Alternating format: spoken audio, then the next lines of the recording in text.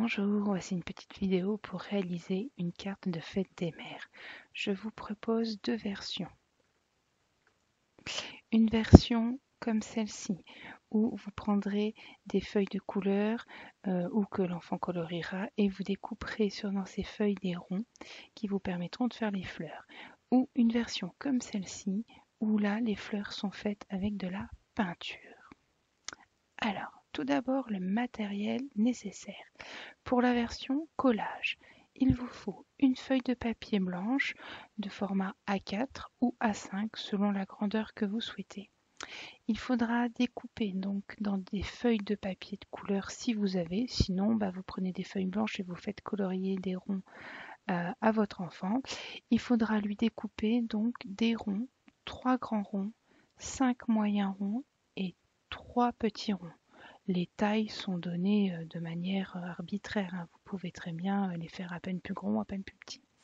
Il vous faudra un feutre noir et de la colle. Pour la version peinture, il faudra toujours une feuille blanche, A4, A5, c'est vous qui choisissez.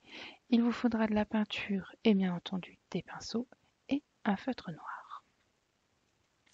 Pour la version collage, en étape 1, vous placerez la feuille en format paysage et vous demanderez à votre enfant de coller les ronds, donc un petit rond sur un moyen rond et les moyens ronds et le petit rond sur le grand rond. Il devra faire ça 3 fois et il lui restera 2 ronds tout seul qui les collera sur la feuille. Une fois que vous avez fait faire ça, vous lui demandez de faire des tiges avec des feuilles ou pas de feuilles et des petits graphismes pour décorer les fleurs. Voilà, il n'aura plus qu'à laisser parler son imagination. Si vous avez opté pour la version à la peinture, ce coup-ci, la feuille, vous la mettez en format portrait et vous demandez à l'enfant de peindre 5 petits ronds, pas très grands, à la peinture. Vous laissez sécher un petit peu pour éviter qu'il y ait trop de mélange et que ça fasse pas joli. Une fois que c'est un petit peu sec, vous demandez maintenant à l'enfant de faire le tour avec une autre couleur, de faire le tour des points qu'il a fait auparavant. Et là, pareil, on laisse sécher. Ensuite, vous lui donnez un autre pinceau et vous lui dites de faire encore le tour avec une autre couleur. Et là, ce tour, il le fait encore plus grand.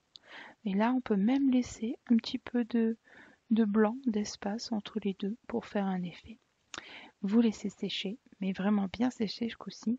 Et une fois que c'est fait, vous demandez à votre enfant de tracer les tiges, de faire des petits graphismes à l'extérieur ou à l'intérieur des fleurs.